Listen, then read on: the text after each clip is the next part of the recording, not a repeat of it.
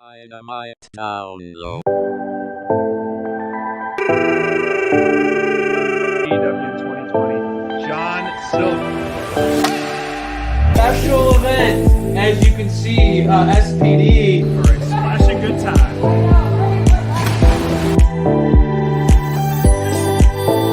January recruitment month. I come along, I come along in the ring. I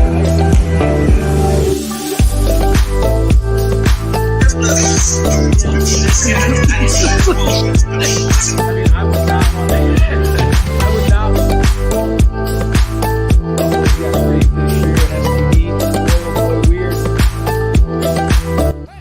Welcome to Dynamite Download.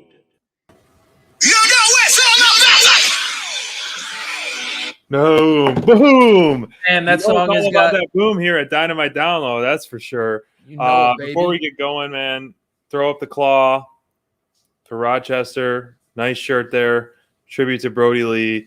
We had a nice tribute show. I know AEW has been consistently, the family vibe, and they didn't go all out. Obviously, it wasn't a full tribute show, but it was the hometown, and they paid tribute where tribute was due, and it was an excellent way that they did.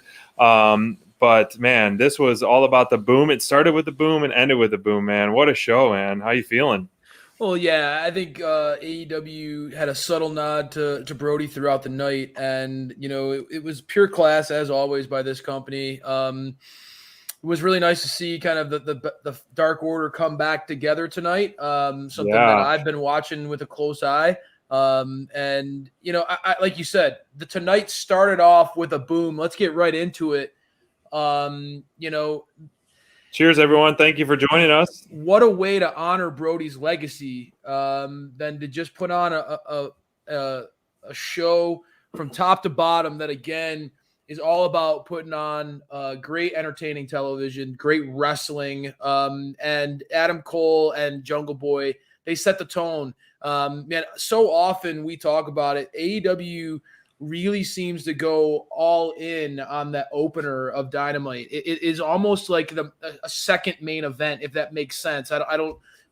But they always seem to. They always seem to kind of put a lot of emphasis on that opener to kind of get that energy going and get that and set the tone for the whole night. And Adam Cole and Jungle Boy in a big spot. They absolutely delivered. I got a lot of vibes where it felt like watching that movie Looper, where you're just watching a younger version of himself fighting an older version of himself. Adam Cole kind of been through the ropes, a seasoned veteran in this business, has kind of been there, done that everywhere on the planet. And these two guys have very similar builds. And they like to keep that offense going. They like to constantly be moving. And in a match where you got to see these two go just kind of all out, it was such a shame that dirtbag Adam Cole had to end the match with a low blow the way he did. But I mean, like I said on Twitter tonight, I mean, there are very few people that are as good at being a dirtbag as Adam Cole is, and I mean that in the best possible way. I mean, this guy knows how to get heat. He just is one of those guys you just want to punch in the face, man. Yeah, I mean, it's hard not to love him because he's got one of the best theme songs in the biz right now, and both these guys, I got to give credit where credit is due. Like both great, excellent theme songs, and it kind of like was spurring the mind. We should do like a mock tournament of the top theme song of AEW right now, and so I like that. Stay tuned for that, Dynamite Download Nation. We're gonna do a mock tournament of the best theme songs, and we're curious of how you guys react to that, but. Before I talk about the match, I mean, CM Punk on commentary was absolutely money all night, and it was great, especially during this match. I mean, he was so fluid and so complimentary, and just such a welcomed, insight to the business. And I mean, he's no stranger to that position, and he's just phenomenal. He doesn't miss a beat on that, and these guys in the ring didn't miss a beat. It was constantly back and forth. Whether one guy had a counter to, each one were countering each other nonstop. And I loved the way you put that, almost like a second main event. Now, I love the first match of the show because you don't get any picture-in-picture. You don't get any interruptions. The crowd is fresh. They're watching a few matches on Dark. Then they get that countdown. You get the hairs sticking up on your arm and the adrenaline running. As soon as those fireworks go off and that intro hits when you're there live, it's like nothing else. I mean, yeah, cult of personality, Tarzan boy. Yeah. No. We'll save that for your tournament because honestly, this match, man, people are rattling through the best theme songs, and yeah, these two guys both have some of the top contenders. But one of the things I loved hearing you say was, CM Punk on commentary, and that's something that I'm noticing in AEW too. Is watching Dark and seeing them just be creative and allow different combinations of talents and voices to be heard. Dark, we got to hear Kingston, Dark Elevation, we got to hear Kingston this week. It's really nice to see AEW allow their veterans to kind of get in there. We've seen Ricky Starks play, do some commentary, and CM Punk again was on point throughout tonight. And I loved hearing his banter with Tony Schiavone in this match in particular, because, this feud, this kind of mini feud that Tony Schiavone and Adam Cole have is really entertaining too. It's a little side entertainment to anytime. A little taste of entertainment anytime you get to see Adam Cole too, as if we need more reasons to be entertained when Adam Cole's on screen. A new face in AEW. Obviously, if you haven't watched his stuff before getting into AEW, I have a feeling you're going to quickly become a big fan of his. He's the type of guy who knows how to talk the talk and walk the walk. And as he said in his post-match promo, and let's get into that post-match promo because, yes, Adam Cole cheated to beat Jungle Boy tonight. I have a feeling it's not going to be the last time we see these two tangle. But that post-match promo, Adam Cole kind of, he made it very clear, the guy is undefeated since being AEW. He's part of the super elite now. Elite. It doesn't get better than being Adam Cole. And honestly, across the board in the post-match promo, the super elite, although we didn't get to see Don Callis, which was a little bit of a bummer, I felt like Kenny Omega, we all know that this guy is the best bout machine. We all know the reputation that he has in the ring. His name right. It's Kenny No Balls. But his promo tonight was great. I loved it. And you love Bryan Danielson's retort. I just thought that Kenny seized control of a crowd who was a little rowdy tonight. A little? They were on fire tonight. Yeah, oh my gosh. This crowd was unbelievable. Yeah, I mean, I completely agree. The elites are, as much as you love to hate them and hate to love them, they are just incredible. They constantly dangles on point, wardrobe on point, and even Tony Schiavone was just talking smack about and CM Punk. The CM Punk chants were deafening, and I loved how they kind of leaned into that. Kenny Omega was leaning into it. He was taking everything and going with it. Yep. But this was just a fire segment to just kind of keep riding that roller coaster up of the crowd, just being just pure excited, and that Bryan Danielson coming out, Kenny No Balls and all that stuff. I mean, this was the crowd is waiting for, and including us, the fans are waiting for CM Punk to maybe join this kind of the alternate side. I mean, we've seen, Bryan Danielson and CM Punk in the ring together. So that would ultimately, I think, put them over the top. I mean, obviously Bryan Danielson's team per se, as we're going to see next week on the anniversary show, in that 8-man tag, Jurassic Express, you got the Elite Hunter, Christian Cage, like all great talent, but I feel like the Elite are still outnumbering them. But yes, man, this promo was very welcomed, very great, excellent stuff out of it, and had us laughing, had us excited, and really a perfect follow-up for, the outstanding match that we saw last, week at Grand Slam. Well, and talking about outstanding matches, man, I mean, whenever we get a chance to see Dante Martin in the ring, I feel like this kid, he gets the internet buzzing, man. People are genuinely in awe of what they see when he's in the squared circle. And honestly, the ring can't contain his athleticism. It's that wild. The stuff that this guy does, his athletic ability is really unmatched. And what a pairing being, kind of with Matt Sydal, a guy who is a well-known high flyer in this industry, and has diversified his game to kind of be even more well-rounded. Really digging that pairing. Got to see them go toe-to-toe with the Factory on Dark. And unfortunately for my guy QT Marshall, all right, where's guys? Dante is just on fire right now. This is a man who cannot be stopped, unless he's going toe-to-toe with Lee Johnson, apparently. Lee tagged himself in pretty aggressively on this one, and like right then and there, seeds were planted where it was like, all right, maybe there's a little dissension on within the Nightmare family over here, and we got to see that play out post-match. SPD, obviously the in-ring action. I know you're a Matt Sydal and Dante Martin fanboy right now. You're loving it. Tell me a little bit about what you thought about this in-ring match pairing before we get into the post-match Cody drama. The number one name obviously is Dante Martin. You have the ring filled with some great talent. No matter who is paired up, whether it be a tag match, multi-man match, 8-man match, when Dante Martin is featured, he will always be the standout. In a match where Kenny Omega was in the same ring, he was the standout. Time and time again, Dante Martin is leaving us with our jaws on the floor, a guy who is defying gravity.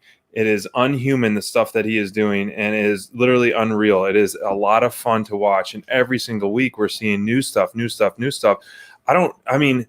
I could barely jump up a couple stairs, and I find myself a little athletic, let alone jump over a standing human being. I know. It's unbelievable. And it was great to have, give credit where credit is due. The commentary team was really giving the praises to Dante. I mean, this kid, which he still is a kid, a young man, is just absolutely incredible. I mean, to think of the stuff that he's going to accomplish in his career, if he can get a mentor like Sydal, which is, someone, a seasoned vet that is, kind of that same rough style, and get some stuff. But he's so polished in the ring. Dante Martin is unbelievable, man.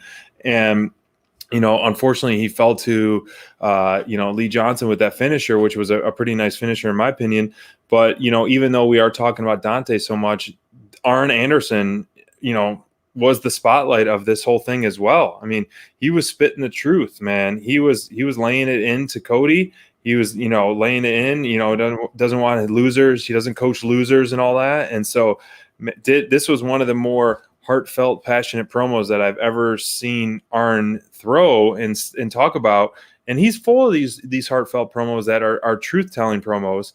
And, as we've seen AEW, but this was by far the most impactful one that I've seen him do. And then, Cody was, taking it as it is. He was taking those punches on the chin all match. We were getting the Cody sucks chant, and there was some turmoil developing. So where it goes from here, it's really hard to tell. But I mean, you made a great point. We were talking about this for a couple days. If Cody Rhodes, which it would be hard to see, but it would work, turning heel and then calling up his good friend QT Marshall and having the Factory as a little backup, and then QT Marshall and Cody Rhodes are leading the Factory. What if they kick Cody out of the Nightmare family? Even though he's the head honcho, what if they kick him out because they're sick of his shenanigans? His head's too big and all that stuff. And then he's kind of lost, and then QT kind of comes to his ex-best friend's aid, man. I mean, that would be some pretty impelling stuff. That's what I mean. I'm not gonna lie. I mean, I think maybe I'm a little tainted. I'm always thinking of how QT Marshall can make a feud better. but with them highlighting Dante Martin and Matt Sydal beating the Factory just the night before, and with some with seeing Cody kind of being alone again, QT, his old best friend, planting those seeds. It would certainly be interesting anyway. But there is plenty of intrigue here without me fantasy booking a beautiful reunion between two former friends. Honestly, this match is the match was phenomenal in ring, and I think that you nailed it. The best thing that I think that you could emphasize here is, again, in a match where Dante Martin is in the ring with a living icon. You mentioned previously with Kenny Omega, but this one with Cody. For him to be the guy who's on the tip of your tongue speaks volumes about what this kid's doing. But incredible. The post-match promo, certainly interesting to see where it goes from here, right? For sure. We've heard it throughout this Malachi Black feud. Cody is not getting a very positive, warm reaction from fans. We've heard Cody countless times say he's not going to turn heel. He keeps laying that out there. And that's why I feel like, the way this played out post-match, it's Arn and Lee leaving Cody only further leaned into some of those the crowd antics of with us. What we've seen. They further lean into painting Cody as this kind of aw shucks, I don't know. It just Arn absolutely, like you said, Cody just took it all on the chin. Arn absolutely eviscerated him in the ring. Kind of embarrassed him and laid it all out there, called Cody a loser, and kind of a shocking moment, and walked out. So for the first time, we're kind of seeing Cody, everything crumbling down around him. Sure. And Malachi Black somewhere has to be laughing to himself. A lot of people were predicting some surprise debuts here in Rochester, hint, hint, hints and things like that. And, in a card that was so successful, in my opinion, definitely not needed when you have that banger opening match and then obviously a title change and then the dedications to Mr. Brody Lee himself. Yes. I think it made sense not to do something like that, stretch it out a little bit if there are going to be some new additions. I mean, we are featuring a lot of our new additions on this show and other things, but man, it's going to be interesting what they do with Cody for sure. Well, I mean, with the reality show that we're going, I mean, AEW continues to just keep coming out with content that competes with Dynamite Download. I know. We're not a threat, guys. We're a part of the team. We are family. We want to be. We are part of your family. We're all part of that AEW family. But right now I have it recording. My wife said, "Record that. I want to watch that with you." Right. So we're going to be watching that one. I can't wait to see what Again, and this is another reason why I think it's so hard for Cody to turn heel. He has a reality show that's out right now. There must be some, strings you need to keep intact backstage until, because if you're a bad guy on TV, some people don't want to watch bad guys, But I don't know. I mean, again, wrestling fans are different though. It's so fun to be able to just go back and forth on this. It's shocking to me that I feel like this segment is going off the rails where we're talking on and on about this in a feud, kind of in a match that was kind of not the highlight, not the biggest match of the night, but certainly a lot of intrigue around what's going to happen with Cody Rhodes. And I think that's a testimony to how they booked this. It's a testimony to what Malachi Black has been able to achieve during his time in AEW. Let's be honest, tying it all back, Crayfish, I always like to tie it up in a bow. Tying it all back to the Brody Lee night. I mean, one of the most iconic feuds of Brody's tenure in AEW was with Cody. Yeah. And there are some vibes that you get with Malachi Black. There are vibes that you kind of can remind you of Brody's presence. And I just think that it was really well done tonight, leaving our jaws on the floor, wondering what was next. But I'll be honest with you, one of the moments that made me genuinely just stand up and cheer, jaw on the floor, just feeling like a little kid again, watching Jon Moxley and Sting and Darby Allin and Eddie Kingston coming out through the crowd together. Where's your whistle? Dude, I have it framed above my bed. You need to have it on your computer for showtime. Right, every time we talk about Darby, choo-choo. I'll give you one right now, a manual whistle blow, because this was a great night for Darby. I mean, he barely broke a sweat in this match. It looked like Jon Moxley was more than happy to kind of lay in some brutal lariats in this matchup. Shockingly, this continued the trend of hear the song Wild Thing, have Moxley come out, get a pop from the crowd, and have him dominate his competition and end them in short order.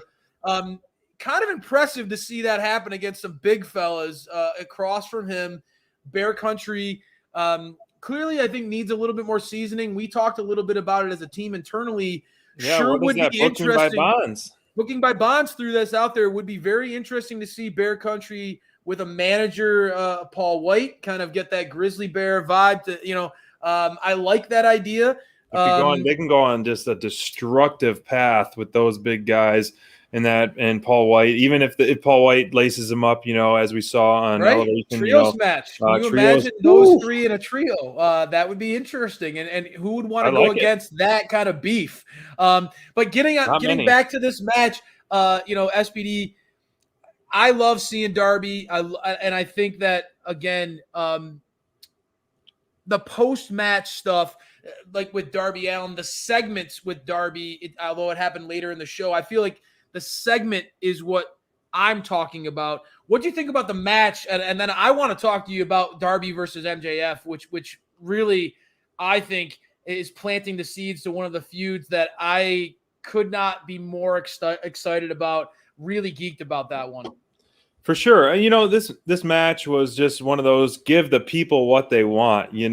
Put a card on or put a match on there where you're giving three of the most over talents a battle. And, it was kind of surprised to see who they're up against. But like you said, at first I was never a big Bear Country fan, but the more as they're on TV, the more that they're developing, I do like them. And fantasy booking them, the potential of, getting a manager or something like that, like it's all good. I mean, we sat next to the bar next to Bronson, and man, he's a big guy, man. And so they don't make people like that, right? No, he's not tall. He's just literally thick. He has to go sideways through doors because he's such a big beast, man. So like, I think that pairing and that tag team has so much potential. And if they can get some, a little push, a little mentor, some stuff like that. So I think it would do them a lot of good out of that. And so great stuff. And they do some really good tandem stuff. So, the match, it's not much to talk about, honestly. It had its place. There wasn't any commercials. It was a quick fought match, and it was giving the people what they want. But then, like you said, that segues into, it wasn't immediate, but it was later in the show where we saw the Salt of the Earth come out. MJF, one of our biggest fans here at Dynamite Download and biggest supporters. So thank you so much, MJF, for always supporting the show. But I loved how the commentators were, Tony Schiavone, go to hell, and then CM Punk just throws in, go to sleep. Yeah, little jabs right there. But the fact that they're continuing to push MJF, every single week, which he absolutely deserves, and I absolutely believe what his promo, how there are four pillars of the backbone of AEW, and the names he named, he gave props where credit were due. And that four young men in AEW are definitely going to elevate AEW into the next million viewers. When they hit 2 million viewers, it will be because Sammy Guevara, it will be become MJF, Darby Allin, and Jungle Boy. And it was facts. And I did not see this coming. I did not see this feud coming around there. MJF, surprise. Yes, it was heck of a surprise. And I think it makes sense, continue to push your homegrown talent, continue to have this feud. Like, where this goes, it's going to be interesting. I'm very anxious to see some of the cool vignettes that Darby Allin does create about MJF, and where it goes from here, man. Whew, you got to be just like ecstatic with this one. MJF keeps getting lower and lower and lower with his promos. He's not holding anything back, and he is literally, punching you in the nuts, and then punching you in the nuts, and then just stepping on your head while you're on the ground, clenching your nuts because of you're hurting so bad. Whew. You said it. I think MJF, if I'm Wardlow standing behind him, it's getting harder and harder to just stand here and listen to what this guy is willing to say. And I think that, like, it was very telling this is one of the things I love about Darby. They call him the rubber band. He just keeps you can pull him, but he just keeps bouncing back for more. His kind of relentless mindset that you can break my body, but you can't break my spirit. And what he said to MJF tonight is that you're not going to break me mentally. Right. That's tough. It's very telling that is what set MJ off. Right. I love that moment where that's the thing that got under MJF's skin, is that, MJF was so upset and irritated with the fact that Darby was defiant, that, nothing you say is going to break me. It almost challenge that you think that this MJF is willing to take on. What we've seen him do and say over the course of his AEW tenure. The man is willing to stoop to new lows every single week. It's a reason why everyone hates him, and why he is unquestionably one of those pillars of this company, that when it comes to drawing heat, MJF knows how to get it. And I love, again, how often you and I talk about this. When you have a feud that you see both sides, iron sharpening iron. This is an example where, again, we've seen what MJF is willing to say on the mic, but for Darby to step up a little bit and to learn more about his backstory in this and make him more likable, hearing about what MJF was willing to say about his past, getting a better understanding of where Darby comes from and why he has the attitude that he has. And quite honestly, not being afraid to have a little swagger. Good for you, Darby. The Darby Express deserves it, baby. The amount of main events that Darby Allin's had, the TNT title run that guy had, bringing the best out of countless talents that we saw week after week. I was proud of Darby for standing up to MJF and telling him, hey, I'm the one who had the belt, baby, not you, not you. And so, again, it felt like without saying much, Darby was able to get MJF a little rattled, get under his skin a little bit. And we know that when MJF is rattled, that guy will go to desperate measures to prove his point. So I'm worried about Darby. I'm worried about what MJF's willing to do. But I'm hoping that sooner than later, Wardlow sees what MJF is saying and kind of finally has a conscience that his conscience won't let him take this guy's money anymore. What a dirtbag MJF is, man. My goodness. It doesn't get lower than him, and everyone sees that. And I think Wardlow will finally have enough is enough. It's time for a change, if you know what I mean. I think that is the ultimate payoff, whether it be within this feud that MJF is pushing him to try to, bury Darby even more, power bomb him through a table, just beat him up, just physically beat him up more and more and more and more. And then he slaps Wardlow, or just Wardlow can't take it, and then finally, turns on MJF. Darby coffin drops him for the win, and then that's instantly a huge combo right there for sure. But, I like it. I could see that playing out the way that you explained it. Like you could see the visual of again Wardlow just being unleashed and putting Darby through hell, right? And eventually saying enough's enough, and MJF not being satisfied. I like that idea. Wardlow giving Darby an F10, it would turn into probably an F20 how many times you could spin him around. It would be pretty visual. It would be fun visual to see that. Yeah, it would be like a helicopter, like an F10 outside the ring, from inside the ring to outside the ring. Like you'd totally see that with Wardlow's strength in there. Now you got me wanting to see Darby versus Wardlow. That matchup would be killer. I think you will get some shenanigans with them too. It would be fun, and Darby would take it. And then ultimately, Wardlow's going to give that F10, and then we hope, man. It's MJF only a matter of time, my friend. But we talk about MJF. We talk about truly one of the greatest heels in the business. That guy is the drizzling shits. We can't get through this show without talking about his counterpart in the women's division, the best heel in the women's division, a killer on the microphone, the DMD. And quite honestly, man, watching Britt Baker and Ruby go back and forth in this segment tonight, I'm really impressed, man. I know that Ruby's a vet and she's been through it all, but again, Britt Baker brings it on the mic and says some stuff that could pull away, like could really kill someone's pop, could kill someone's momentum. And there seems to be no stopping Ruby. I mean, I think that this woman seems to be willing to take everything that Britt has to say and give it right back at her. I really enjoyed that segment. What was your highlight segment out of the women's segments tonight? Because there was quite a few that we got to see tonight. It was definitely, yeah, there was quite a few. And, the one that was that quick trios announcement that, you've been salivating for, Jade versus Thunder for many, many weeks. And, we've had some insight too with Mr. Rosa himself joining our show, which we always love having him in the chat for that. Yep. But the segment where we got those quick promos, I mean, all three ladies can cut a mean promo, and it's really, it's such an interesting match because you got this firecracker, driven Thunder Rosa. You have obviously the native beast Nyla and Jade, the real life superhero. Yeah. And so it's going to be a fun blend with a no DQ match that we're going to see on Rampage on Friday.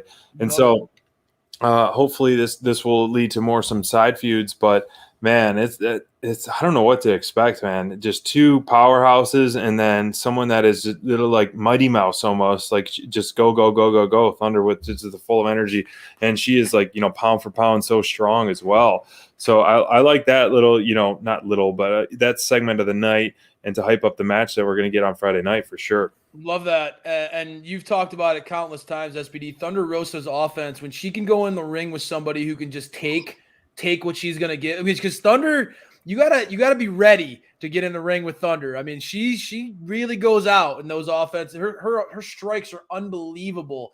To be able for her to get in the ring against Jade and Nyla, two competitors who could certainly, I think, have the power and strength to take everything that Thunder has to give and then get back to her. I think that matchup's going to be a killer on Friday night. Absolutely love it. I was all about Jade versus Thunder as a number one really determining who the true number one contender is. And when you put the gatekeeper of the women's division in that whole trio, makes a lot of sense. I also like the shades of gray that this feud kind of presents. Thunder as the clear, compelling, fiery babyface that everybody loves. And then Nyla on the opposite end of the spectrum, who's a true beast, true heel, seems to just get pleasure out of hurting people, as she said tonight. And then kind of in the middle, Jade is kind of that neutral, not a bad guy, not a good guy, just kind of a superstar who kind of, I think, that has a really emerging following. I don't think that we've been, since the minute we saw her, we've known that Jade had that star power, but the more that she's on TV, the more opportunities she gets. It's obvious that no matter how she's presented, she's getting that fan base quickly building behind her. She has a lot of support. And so I kind of like that those shades of gray where you get the good guy, you got the middle of the road, and then you got Nyla. It really works. And I think that trios match is going to be a killer.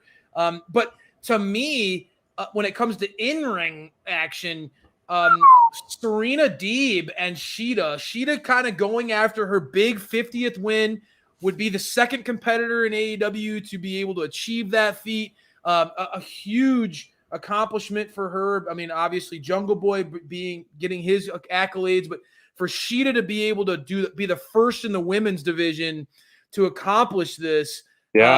On top of her reign as women's champion, the longest champion in women's division history. I loved seeing this. This was a pleasant surprise. Again, we've had a lot of conversations about Sheida on this show. Very, very polarizing topic. But for me, it's never been a question about her talent or whether or not I think that she has the ability to be a top star in the division. I drafted her on my team for a reason. It's always been about her lack of opportunities in the big stage and not having those regular appearances on Dynamite. It doesn't get bigger than this. Going toe-to-toe, as she said, with the best technical wrestler in the women's division. I don't think that that's an overstatement. Serena Deeb. That's going to be a hell of a match, SPD. I agree. It will be a great time for Sheida to return to TV and Deeb to return from injury. And, that instantly elevates the women's division that, we talked about the past few weeks of just, showcasing the depth of it. Yep. And, You've been wanting so that. much depth of it. Yep. I mean, we saw, which we'll talk about shortly, the tag match. And then now next week we're seeing Sheida, who's been off TV since she lost the belt. And now Deeb returning from injury. Man, that's going to be such a hard fought technical match. And a great opportunity for Sheida, I think, right? I mean, an opportunity for her to get in the ring with someone who, again, we've seen her on Dark regularly, but to get in the ring in a big stage again with someone who we know, I mean, Deeb's going to come out hungry coming back from an injury. Oh, yeah. That match is going to be a lot of fun, man. Those two women are going to go at it. And that's a dark horse to steal the show. Because it's one of the more exciting women's matches I've been looking forward to in recent weeks. Yes, obviously Britt and Ruby, but like in terms of technicality, in-ring stuff, like that feud, Britt and Ruby feud was hyped up so well with the overall dynamics of a build. The promos and the face-to-faces and all that. This has such a little build, but it's so exciting because we know what we're going to get in that 20x20 ring. Well said. Well said. Yes. Absolutely. And, the 20x20 ring, speaking of, barely held these 16 men. Oh, my God. When they announced, we have a 16-man tag team match, I was like, oh, my, I was laughing because I'm like, I don't know if I've ever heard that. A 16-man tag team match. My gosh. That's a lot of meat. That's a lot of meat men in the ring for sure. And, it was a great story for sure, this match. What we have been seeing with the Dark Order turmoil over the past weeks, both on TV and on Dark and Elevation and things like that. They came out with new masks. 10's new mask is absolutely incredible. Allin Angels had his new mask on for a little while until he took it off and threw it in Evil Uno's face as well. But, this rekindling-ish of the HFO and Dark Order, I like it, man, because both groups have such great teams that can in mix and match, the Yahtzee ball, the Yahtzee cup, throw them and then put them together, and you're going to have some great banger matches, with Butcher healthy and back. And so I really enjoyed this. Obviously the main part of this was the story, rekindling the Dark Order together, reigniting them, and then having -1 come out and throw the papers at Evil Uno, pretty much saying, get your shit together and let's go. And then, Mrs. Brody Lee as well coming out there with Tay and Anna. So I think that was very impactful for sure. You could feel the emotion in that part of the match. And then finally, the rekindling, the group hug essentially, and then the reuniting, because the Dark Order obviously is a great babyface faction that it's easy to get behind. AEW, it's right? easy to get behind. And when you see the Meatmen and a lot of the team, on TV frequently, I love it. I love it. Well, I know you're loving seeing them on BTE more. Again, have you been keeping up for BTE? I like to watch like the certain segments of BTE. John Silver and Alex Reynolds are back on BTE better than ever. John Silver is absolutely incredible with the stuff he's been doing in the past 3 to 4 weeks, man. He is literally making me laugh out loud.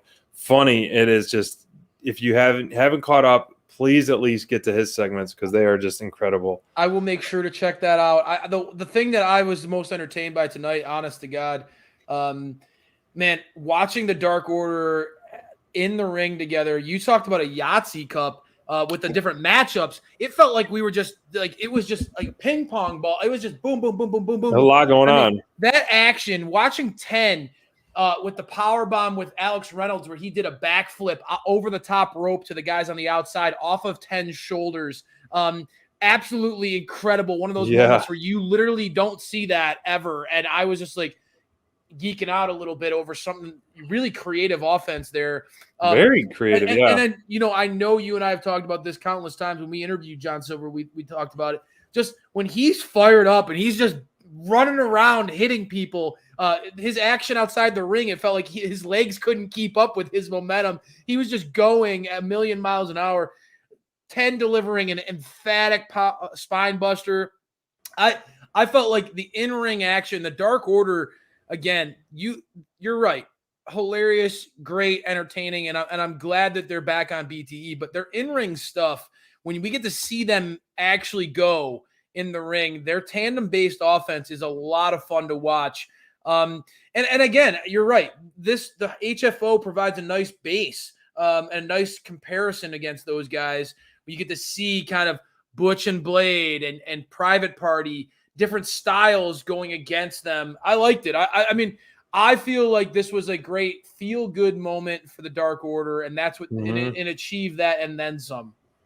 It definitely achieved that for sure, and I think, you know, I want to see more and more of the Dark Order. I mean, these guys are just incredible. I mean, with their tandem stuff, you know, John Silver, Alex Reynolds, Evil Uno, Stu Grayson, even at Five and Dime, they've been doing some great stuff as well. So, I mean, any feel-good moment that we had was definitely sucked out of the air instantly as soon as Dan Lambert's, you know, that promo face hit the screen. I mean, honestly, I used to hate Dan Lambert, but he is really good at cutting a promo. He is really I'll tell you good. who's really good at cutting the promo is the guy who you have on the screen right now, Ethan Page. I mean, everybody in this segment, I mean, Scorpio Sky had his moments where he really had our attention and he was refusing to let it go. And he was reminding everybody, you know, his accolades, but it felt like, yes, Dan Lambert had his, you know, he set the tone. Ethan Page grabbed the mic and just absolutely went off. He crushed it in this segment. If you didn't see this, if you're going to catch up on the show, you got to watch Ethan Page's promo because this dude absolutely delivered and then some. We've talked about it, SPD, time and again. He does seem to have everything that you look for in a superstar, but for some reason, it feels like, obviously, with all the big debuts and things like that, you know, he's getting lost in the shuffle.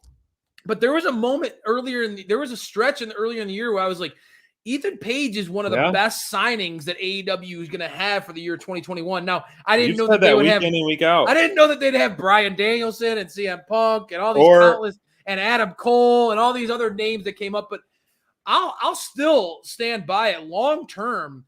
Yeah. Ethan Page has a very bright future ahead of him, folks. He's a type of dude who can check all the boxes, and he said it himself tonight. He's got the look, he's got the martial arts background, and he's got the record to prove it. This dude has what it takes to, I feel like, be one of those standout breakout stars for AEW long term. One of those A players for them 3-5 years from now. I really like his upside. All three gentlemen in that ring tonight were spitting fire, and they made you to be like, whoa, step back and be like, dang, they're right. They're right. You know, what Scorpio Sky had to say, Ethan Page and Dan Lambert, I mean, it was the real deal, man. And so I was a little upset that they took the victory over the Inner Circle, obviously, but it's going to help elevate them even more, and it makes sense. And so, man, Ethan Page is on fire, and it's just one of those things. It's the overcrowd. We love this roster, but at the same time, you know, you're fighting for that spot, you're fighting for that match, you're fighting for that TV time. Like, so many people are ready for that, or are deserving it and ready for that. So I think that Ethan Page proved that he's ready for it. I mean, we saw. I agree. He's been ready for a long time. We saw the backstage promo after Rampage that Scorpio and Ethan Page cut, and this was that same energy and fire, but on a whole nother level, man. Ethan Page, I'm telling you, man, like in a show that you just said it, show that is jam packed with stars and big names.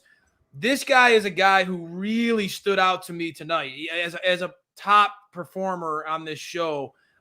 Absolutely crushed it in this segment, and I can't wait agree. to see.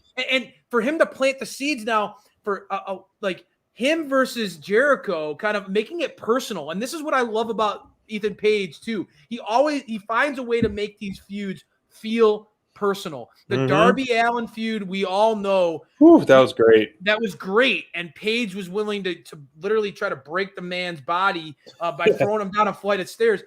You could tell Brutal. he leaned into this personal vibe of, trying to end the career of a Canadian hero like Chris Jericho and replace him as the guy in Canada. I loved it, man. I want to see more of this Ethan Page on my TV screen. Yeah, I couldn't agree more, man. I could not agree more. And so what I want to see more is of tag team wrestling in the women's division. You called it. This is your dream match that you called. You booked this before Anna Jay was ever even back.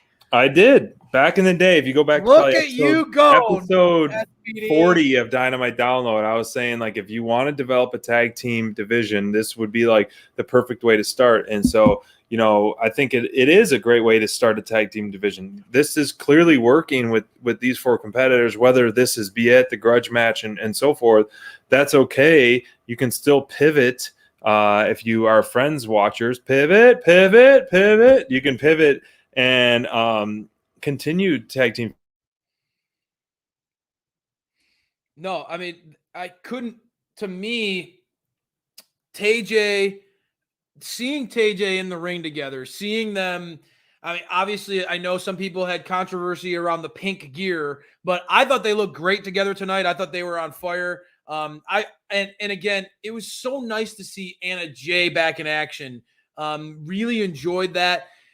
I know there are a lot of fans out there, the Superbad and Bunny fans out there, that I'm telling you, both of these women are working better together than I think they were separately. I think that they're bringing out the best in each other. I really am liking this tag-based offense that they're like this tag-based movement that they're having. I enjoyed that. Here. And there you go. I tried to keep it going for you. I honestly, I was just saying, man. Sorry. I feel like Anna Jay and Ty Conti, what they have, their genuine friendship is great to see. And I like seeing Superbad and the Bunny. I think that they're bringing the best out of each other. I think that Superbad kind of has that it factor about her. I've always thought that, and I kind of like them in a pairing. You've said it from the get-go. That building the women's division means investing in many different talents. And what better way to do that than by having more tag matches? The little time that the women's division gets, bring out some tag matches like this. And I think tonight's match worked. And you can have Tay and Anna quarterback. I don't know where I lost you at this hotel Wi-Fi. I apologize. Sorry.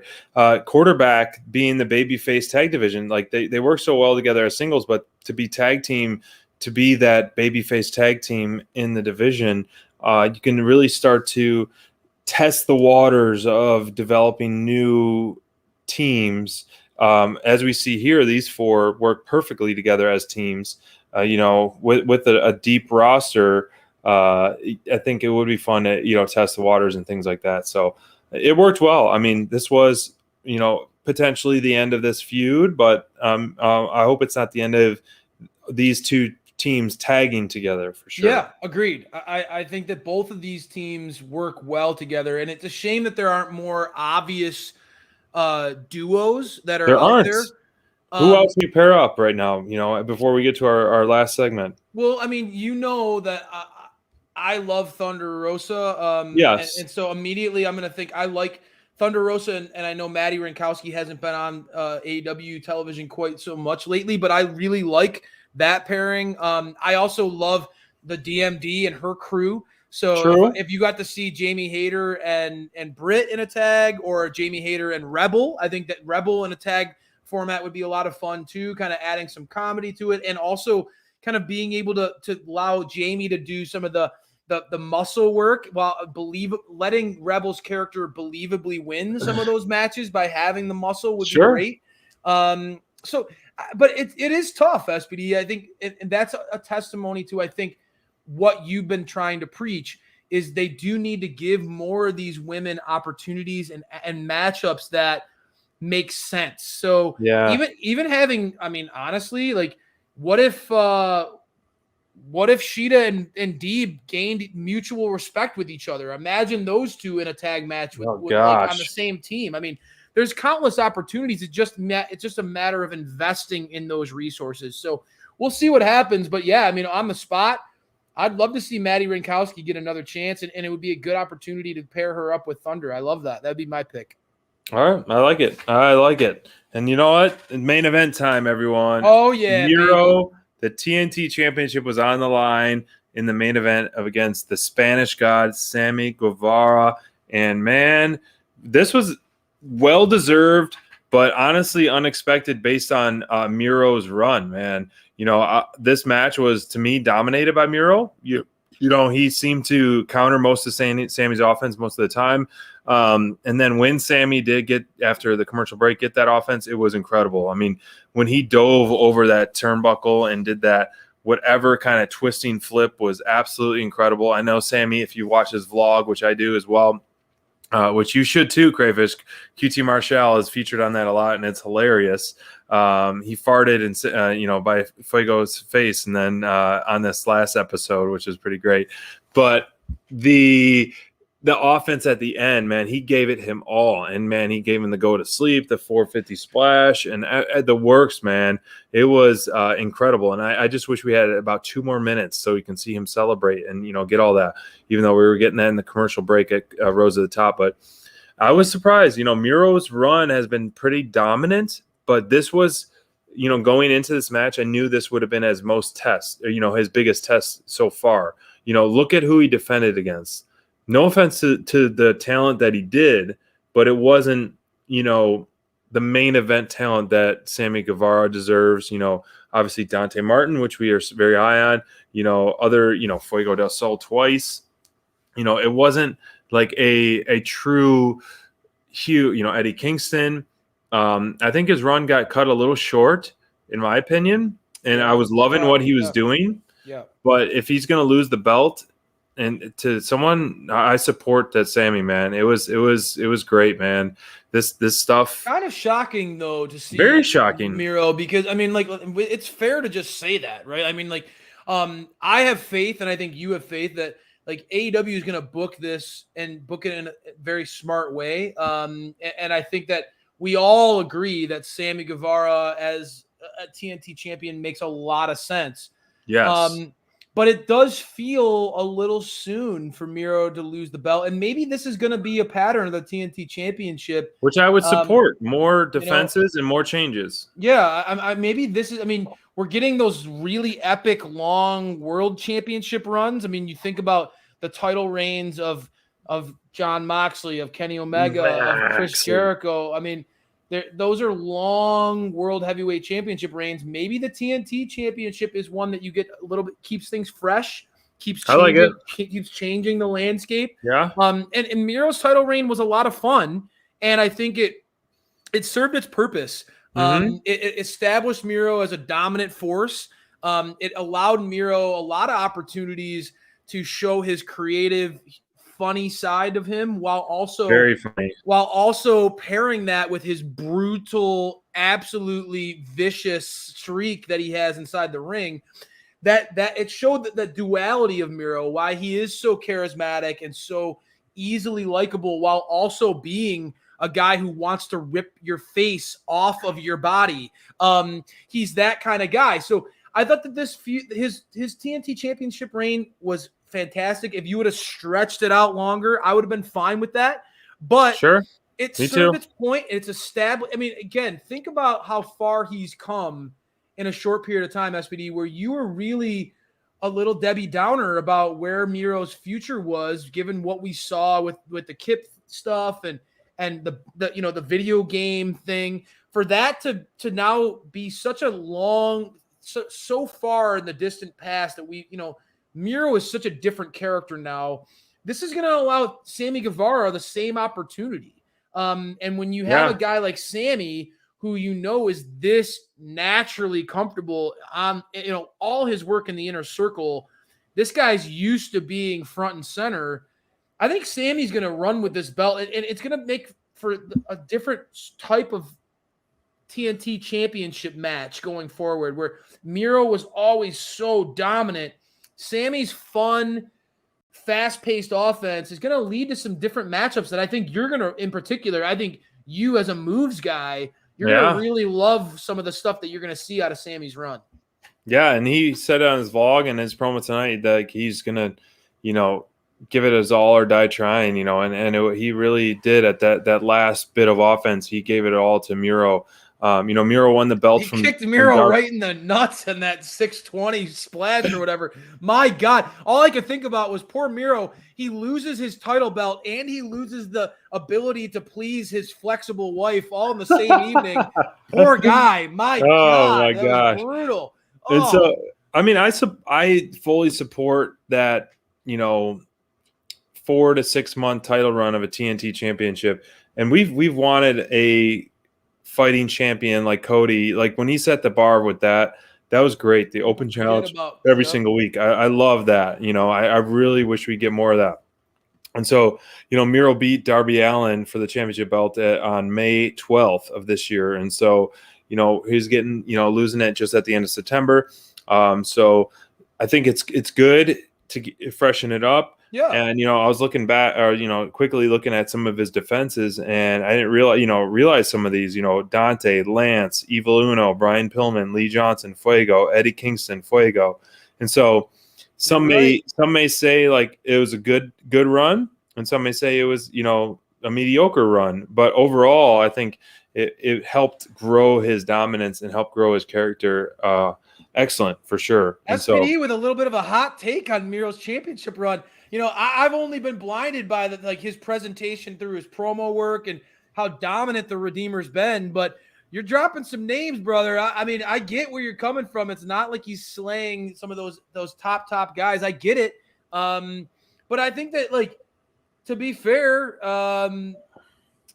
again, I think that regardless of who he beat, it established Miro as a top guy in AEW. And Agree. I think it's curious to wonder what's going to happen with Sammy's run, but I'm really curious to see where Miro goes from here, because as the TNT champion, you said it, as the TNT champion, he didn't really have any really defining feud of that run. Right. Maybe this last couple weeks with Fuego and Sammy has been the most really prominent feud of most multi-week feud, I think. Right. Yeah. Of his reign. So, that gave him something to do week after week without really having anything where he's invested in a feud. Right. It'll be really interesting to see who he goes toe to toe with next. Is he a guy who you could see challenging Kenny for the world title, or being maybe a challenger for the next world heavyweight champion? True. I'm curious to see what they're going to do with Miro. Certainly going to need to have him recover, regroup. But man, is there a lot of stuff going on in the AEW world, in the landscape of AEW. It's curious to see who would be his natural next competitor. I'm at a loss. I don't know. It's hard to predict. If you guys think of something in the chat, let us know. But I don't know who his next competitor is, because you got to think of. I've talked about it before of wanting Miro to go against some of the big hosses of, AEW, the Luchasauruses and things like that. People more his size, because look, rambling off his title run. There was a lot of people smaller. Lance was the one other than Lance versus Godzilla matchup, right? That was the only one that was really like that. And yeah, Scoot mentions Brian Cage. Brian Cage, the Machine versus the Redeemer would certainly be an awesome matchup. And we're going to be talking to Brian Cage soon enough. So breaking news. So Dynamite download very soon. We got some, on the books.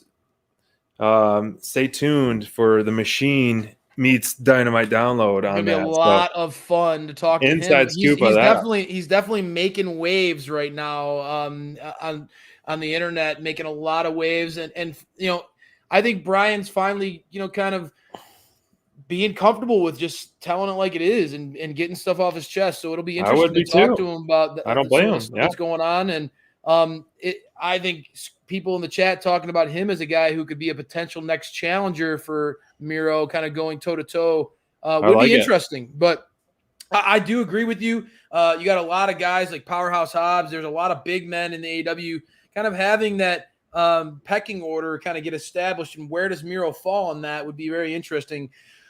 Let's get into who stands out to you, the pecking order of tonight's show. Who's at the top of your show? I mean, as we're wrapping things up, I mean, I have to give it to Sammy. I mean, he slayed the giant.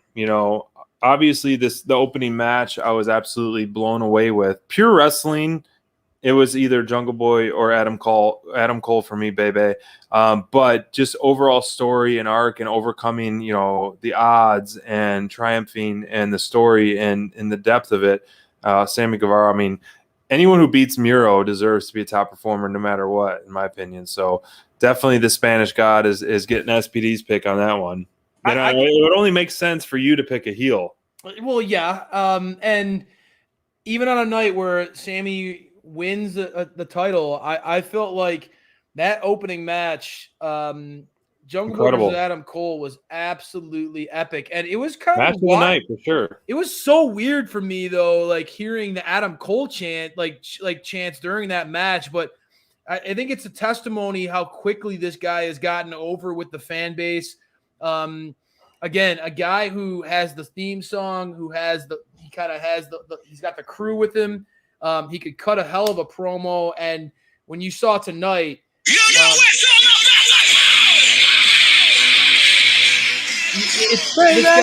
this guy can go in the ring, and all of that stuff would mean nothing. The great promos, the great look, the great entrance song, all that would mean nothing if he couldn't do what he can do in the ring. But that guy can absolutely go. Watching him versus Jungle Boy was absolute clinic. I want to see it again. Yeah, fantastic. I want to see them two in multiple matches down the road. Excellent pairing. And you can't go wrong. I think we both kind of nailed it. Two of the top guys in tonight's show, without a doubt. That is absolutely, man. It was a great show. I can't believe Dynamite is already on the second anniversary next week, and so we are in for a treat.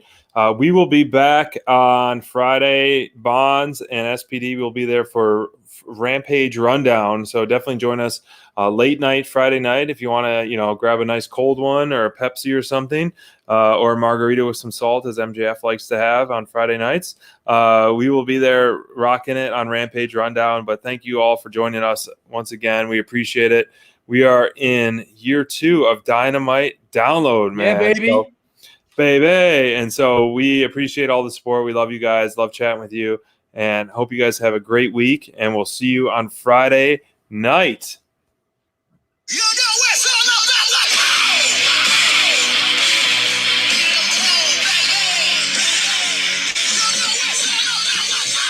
Another team heel. Great addition, by the way. Boom, baby. Yeah.